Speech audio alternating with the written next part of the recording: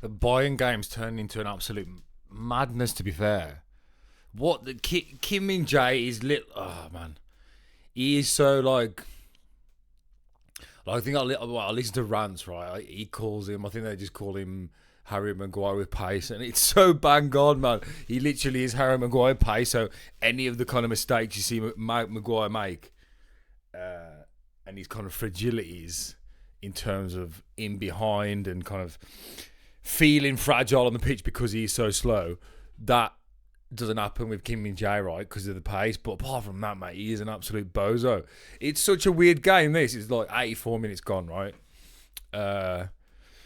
Madrid had just scored the pen, but like for 25, 30 minutes, Bayern were just like really cruising and like with good impetus. And yeah, it is weird that Madrid are just like a full counter-attacking team, especially obviously away from home, Champions League. But I don't know. I think it's a tricky one, isn't it? Because you've got so many good players. But I think like Brahim Diaz would just be better than Bellingham in that false nine position. He'd actually be able to link. Like Bellingham doesn't really like link play that well. He's a real kind of runner and carrier of the ball at times, but in games where he can't physically bully the other team, but basically the game's too high level for it to be a kind of physical bully scenario, he doesn't really like do much. Coman, ooh, no. So you don't really do much, man. And it's telling, you get taken off after 75 minutes. If you are the reincarnation of Zinedine Zidane, and you are he's offside, and you're like the future Ballon d'Or winner and all this, and the Laureate Sport Young Man Award and all this stuff. Like Bellingham literally lives, but he's from like this area where I live. So well, that's like, you know what I mean. It's irrelevant to the most people. People are like, oh, he's from like your hometown. Like, how are you like slating him? But it's not even slating him. He's very heavily dependent on not like his physicality as such, but like his fitness levels are just mad. Like he just never stops running, and then he's the box crasher, right? But then like being a really good kind of like box crasher and getting in on the end of things, there's like a finite amount of consistency that you can actually do with that. It's like there is randomness to that as a skill set, right? You can definitely have good timing and get into the box at good times and Frank Lampard and all that, right? I get it, but it's not something you can kind of like base your whole game on. And then next season when Mbappe goes there and there's no space in the front three, like then what is it? Because then you can't be this box crashing isn't going to be as easy, right? You're not going to be just kind of like loitering in that area. So yeah, what are you going to do then? Like what? It's going to be interesting to see next season. Because like Valverde and Tchouaméni have to start, like regardless. Like they're both just like world level players, like fully fledged world level players, on the ball and physically and tactically. Like, do you know what I mean? I don't know. I don't think Bellingham's quite there yet. And then on the other hand, like you got Musiala, who's occupying a similar-ish position, kind of on the pitch. If you kind of just look at it through the thirds. And they're completely different players, of course, but then you just see someone who is a traditional kind of 10. Brahim Diaz. Ooh, he's not going to pen there, is he? Oh, is it? Oh, to give goal kick. But yeah, so you just see the difference, right, when you've got an actual traditional 10 or someone that is willing, who can, being able to turn like on the half turn, in the half space, or in between the lines, and actually be able to kind of like take on someone, which is like Martial actually could do really well when he was physically able. He would go past you without the need for a big kind of like run up in terms of acceleration. So you didn't need 10, 15 yards to kind of like build up momentum to then take on the player, right?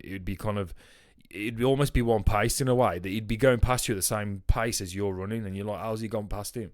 It's kind of like it doesn't really make sense when you see it, and Musiala's got that, but more jinky, more tricky. He's an unbelievable player. It playing in a pretty average-ish Bayern team, right? It's not absolute vintage. But yeah, he pops up obviously in Bellingham stays like very central and just kind of like just closes down the central areas. Basically, that's like really his main job. Because Vinicius and Rodrigo works back more and gets in, and Vinny's not like lazy as hell, but Jude definitely picks up a lot of the slack, like in terms of running, especially like in those central areas, just to kind of like tighten up the pathways into like the opposition midfield or the opposition strikers. But yeah, so the game's going on and it's interesting. But the idea, I'm just going to talk about. Well, I just want to do videos every day, man. I just need to do videos.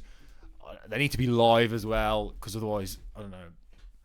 Yeah, just live in it. I want to go live at 8 till 10, kind of every night. There will be a game on, so you can kind of like use that as an excuse to do the live each evening, regardless, even if there isn't one. So I just want to do one every evening.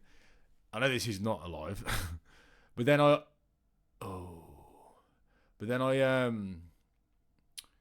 just do more topical videos, just more topical stuff, basically. So I got just in my notes some things. I'm just going to talk about like the death of the 9 again. We went through. Whoa, that's a pretty nasty head clash. Big Kim on the deck, but yeah. So yeah, talk about the death of the 9, and then a little bit on Rashford again in regards to kind of maybe why he's in his feelings so much now, right, compared to all the other times. Like what's changed? Like what safety blanket or what has changed? What support hasn't he got anymore? Which makes the insults and the kind of abuse that everyone's saying he's getting unbearable, right? So we look into that. And then a little bit about the Ashworth negotiations. And yeah, that'll be it for us tonight. But yeah, I'll live stream tomorrow and do the game. I'm actually looking forward a lot to the PSG Barca game. It'll be a really good football game. PSG got a sick bad boy player. He's like Bacala but not Bacola, but it's like Bacala or something like that. Sick baller, man. He's so good, bro. Like build you like their team's sound, man. Like there's a thing with Rashford. Like what about Rashford going PSG? And I'll get it. Obviously, if they pay like say 70, 80 M's for him, then he's gonna play right. He's gonna start and he's gonna be kind of like their new marketing poster boy. But that Bacola, I know I can't even say his name, so the point doesn't feel as valid. But he's so good, bro. Like, well, he's young as hell, but he's good, man.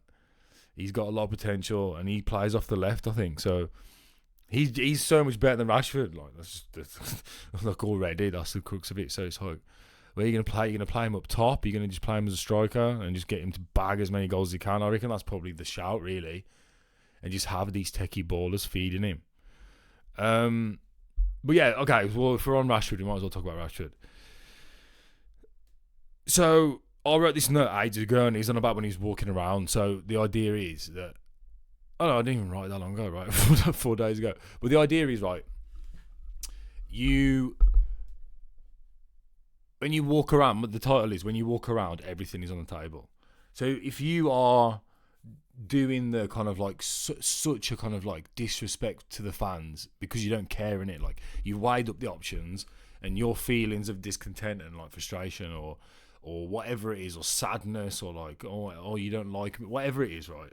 Whatever teenage kind of like adolescent feelings you're going through as a male, the walking around thing just shows that your feelings outweigh the responsibility that you have as a homegrown Manchester lad, like given the keys to the kingdom that every boy dreams of, right?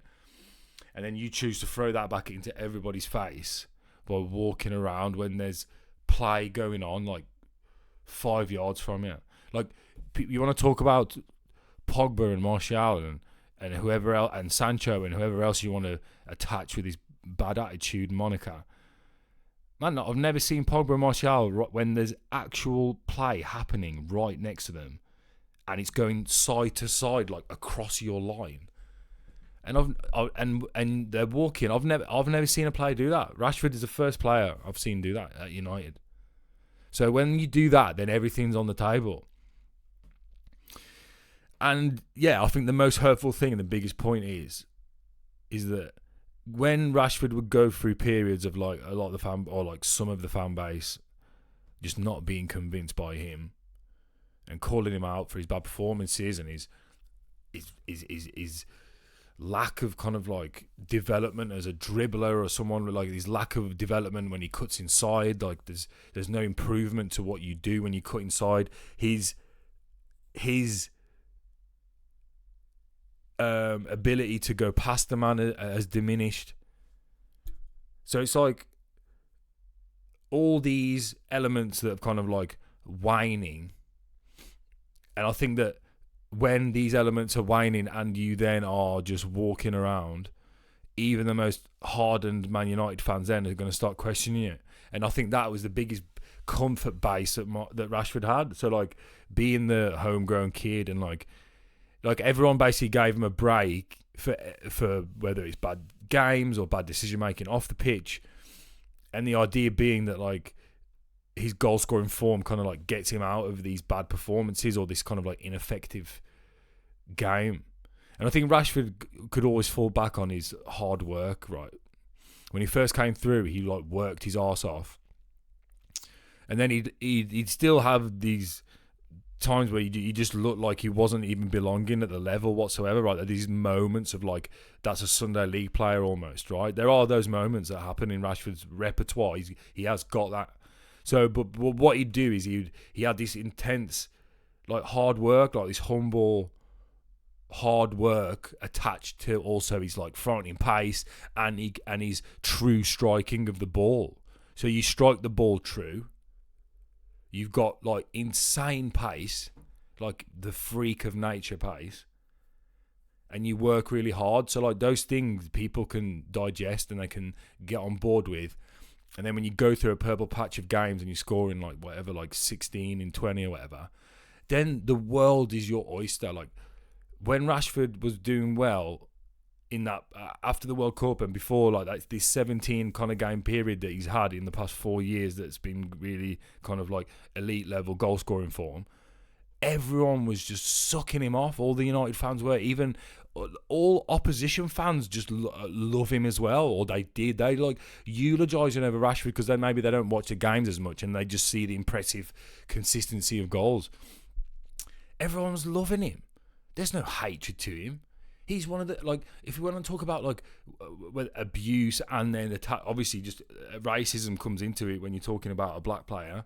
Like you want to like talk about abuse for black players and minority and well, yeah, black. There's no other bloody minorities in football.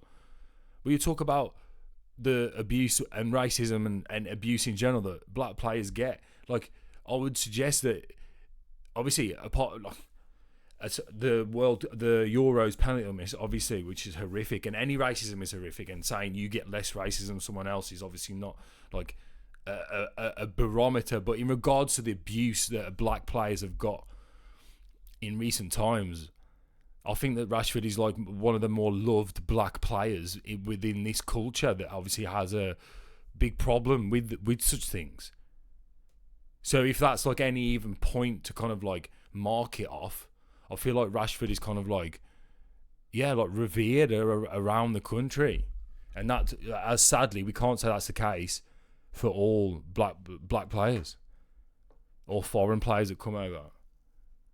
So I really do think he's been treated like royalty. He has had some form of protection, and that happens, right? That's like, it's human nature to kind of like give people close to you more of a chance. It's just what it is, right? So the beautiful thing about the new ownership coming in is that emotion and that should hopefully be taken out of the decision making, and so far it looks like it has, right? All the noises coming out are good, But yeah, the ironclad United support that he had and he thought he had for life is waning, and it's scary for him, right? It's 350 grand, a supportive owner, manager, and fan base, and they're all could be going. The owner's changed. The fan base is changing its opinion. Like the hardened part. You're 350 grand's on the line because you might not be part of the first team plans moving forward, right? And it's all about, obviously, in terms of you as a competitor you want to play, but also in terms of your brand. Sitting on the bench for Man United for a whole season with a new manager isn't a look. The Premier League's a difficult league as well. Like, go to France. It makes complete sense. You'll probably recoup like the majority of that wage. Like, you'll probably be on like 280 maybe or something like that, or 300 maybe. To make sense for everyone. But it's a scary time. There's a lot on the line. Think about it. Like, we go and have a kick about, or we're not thinking about all the stakes are high, right? And that's why it's so baffling why you walk around. The only reason you walk around is if you've already been sold, if it's already happening, if you got to the you just got to the end of your kind of like capacity in and also maybe because you are just like a world star in regards to your name. Like, go and sample. I feel like you could go to PSG, absolutely murder it, and then there's a big move on the like a bigger move, which is basically Barcelona, Real Madrid, right? Or just stay at PSG and chill, and bag loads of goals, keep getting that night deal reloaded, and life's good. You don't need this. We don't need it, and you don't need it. You know what I mean? So, like, sell the big assets that are gonna help you change your style. Like, it just makes sense, right? It didn't work. It's cool, right? Get over it. So now we're over that topic, and we'll move on to Ashworth, right? And then the kind of like my note here was Ashworth negotiations are a great sign. Yeah, people just getting really annoyed in regards to the time taken for any of these deals to kind of like come through. I'd say that the Barada deal was kind of like done quick. Getting Wilcox in was like relatively quick. Like, all these people had jobs, man. Like, do you know what I mean? All the people like this, it takes time.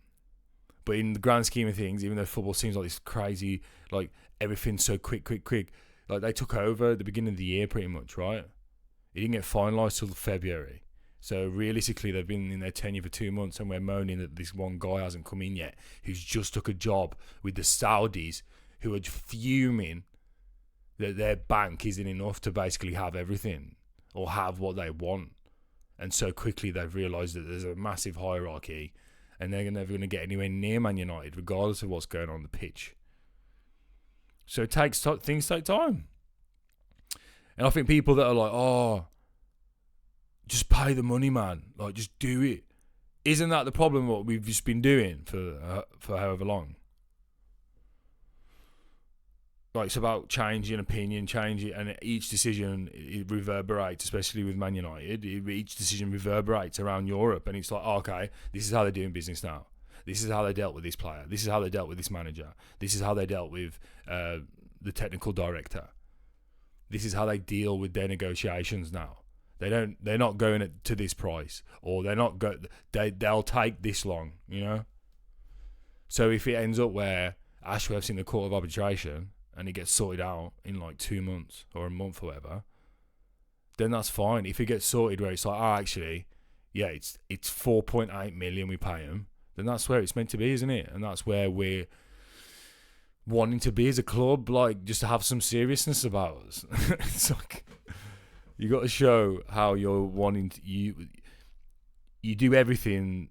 There's like some good quote, I think, I can't remember what it is, but it's like, you do everything like how you want to do everything in a way. I don't even know who's playing. Basically, like, even the small things you do it. Basically, you do everything correctly. Do you know what I mean? Even the tiniest things. And this is no tiny thing. Negotiations, and it's a big. It's a present. It's a kind of like a call to everyone to see how you are working. Do you know what I mean? It's some of the only work that gets done in the public domain.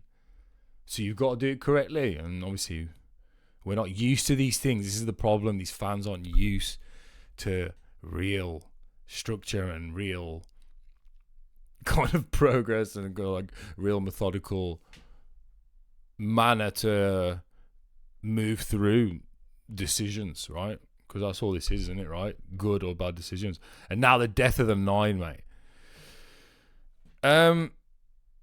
So yeah, so like, I feel like we got to a good place where I feel like the false nine was really coming into effect, and like City just looked amazing, and then like you always obviously had Messi in the false nine, and that's a different story. But the death of the kind of like big donkey striker had gone, and the link man, like pseudo 10 false 9 type player, and like or you strikers like your Agueros who could link everything, and your Alvarez's, right? And then so we were in that zone of kind of everyone was just wanting to play with better football players in the final third, which makes complete sense, right? And then and everyone was like, right, if we can just put another good player into this front line that's technically gifted, can play, they can drop off, take the ball, and help us move up the pitch, etc. And also get involved in goals and assists. He might not be a physical threat, but he'll just play off the centre backs. And then the threat comes from everywhere. So then you don't know who to mark. Like you heard Rio talk a lot of times about playing Barcelona, and there's just no one to mark him. And Vidic are like, well, who are we actually marking here? So your physicality is irrelevant. We're not going to go like and get into some physical altercations. We're just going to play around you. And I feel like that was where elite football was kind of like going. And I feel like that's why Arsenal have had success, because they haven't had a full proper striker. So they've been kind of playing with this false nine thing. Everyone's just been screaming out for the striker, but then they started doing way better when they haven't had a striker. And then you got Liverpool and City, and now United with these donkeys up front, right? It's like, yeah, and I know the one donkey scored a lot of goals last season for City, but they all just changed. City changed their complete style of play completely. Right? One of the most beautiful football expressions of a football team that's ever existed, coming from a United fan, right? I used to get so much pleasure from watching City play good, not as a United fan, but just as a football fan. Incredible. You just couldn't say anything about it. And then with the false nines, it'd be Foden, or it'd be Bernardo Silva, or it'd be Gundogan. It'd be amazing, mate. Like, it'd be incredible. It's incredible to watch. And you didn't know where the goals are coming from. And then this donkey, Haaland, comes available, right? He murdered the Bundesliga for Dortmund, which we've seen plenty of times. Plenty of players do this, right? We've seen that, right? We've seen it. And then he comes to Man City.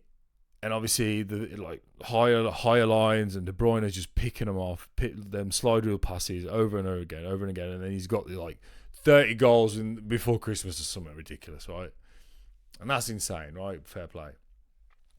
But within that time frame, City are not top of the league, right? So you've scored all these goals and they're not top. They're always top and they're not top, right? So you get dragged into an actual full-on title race against a team where it's not like Liverpool, where they've literally like pushed you to the nth degree. This is an Arsenal team that just kind of like maintained a level, and you were behind them for such large periods of the season. And this is with your star striker.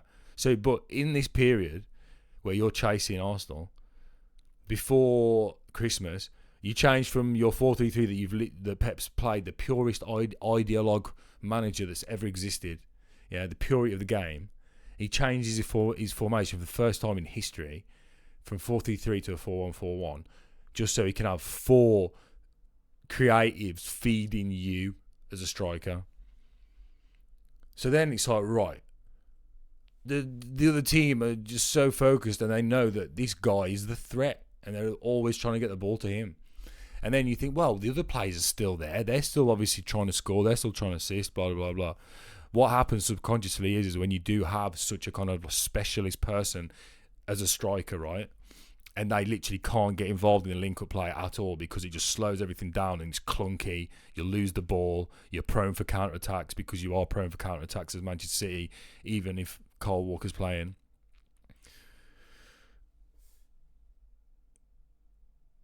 Yeah, I'm just looking at the replay, the penalty, man. Though, two just like dumb challenges. Like, well done. So yeah, with Haaland, like they had to change the whole formation because it wasn't working with him. So they had to put, like, Pep wants an extra man in all scenarios basically, but especially in and around the box or just that number 10 area. He just wants numbers in there, numbers in midfield, always one man extra, and he had that with the false nine. But then when you play Haaland, who can't get involved in any of the play, then you're not one man up, you're one man down. So you're basically two men down essentially in that area, right? From going from having one up to kind of having one less, right? So then you'd go to a 4-1-4-1 to kind of combat that. It changes the whole thing, change your whole scenario, sell out completely. And you're like, oh, well, they did it and they won the Champions League. He had like hardly anything to do with that Champions League. In regards to, they just won the Champions League when he was there. Like the Prem, yeah, I'll get it. He scored a bag load of goals. They always score a bag load of goals. But the style changed completely. And he just looks so awkward. He just doesn't fit. And then Alvarez plays. And then they just look so much better. And they absolutely batter Brighton. I know everyone's battering Brighton. But it's still, you go there and they look really convincing and look really, really good again.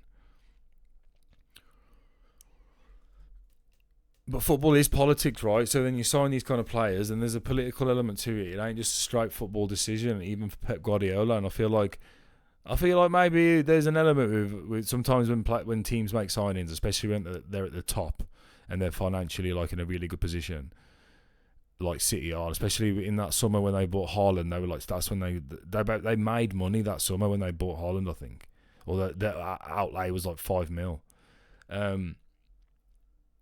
But when you do sign him, he has to invariably play. But I do feel like, so then my point is, I feel like there are times when teams do think, right, if we don't sign him, like, who's going to sign him? And that's the thing, man. And I feel like if City were like, nah, we're good, we've got Alvarez, he's an absolute bad man, and we don't want you, then he goes Liverpool, right?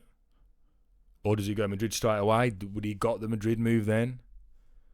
But then you think that it's probably a Liverpool move to then go to Madrid. I always think there's the way that, well, good agents, Minarola, great agent, right? They don't want it to be like, you don't want to, obviously with Bellingham it's different, but you almost want it to be like a step to the Prem and then you can go. Or it seems like that seems to be like a kind of arc that people take. And also I feel like City might have signed him for kind of that. They obviously needed a striker. They tried to sign Kane, but Kane's such a different prospect to Haaland. I just don't really get when that happens. So what happened to like the profile of player? Or is it like, right, he's available now. He's obviously devastating as a striker, and if we don't get him, like Liverpool, like Haaland for Liverpool, like imagine that, right? It's just that he's perfect for Liverpool. That's the fit. Yeah, I get it. Your dad played for bloody City, mate. I get it, right? Go and do it, and I'd be wanting to do the same thing. But yeah, I can't see how he gets his dream move to Madrid now, after the holes that have appeared in his game. And on the proper big stage where it's very kind of like you're in the Premier League, it's being watched every game. Like Dortmund, like who's even watching every Dortmund game? They're not, right? And you're in the Prem now, and I feel like there's just too many holes to be played to be the main man at Real Madrid. So yeah. Anyway, 10:10. I'm done. I'm up. I'm up at 5:30. Like, you don't give a fuck.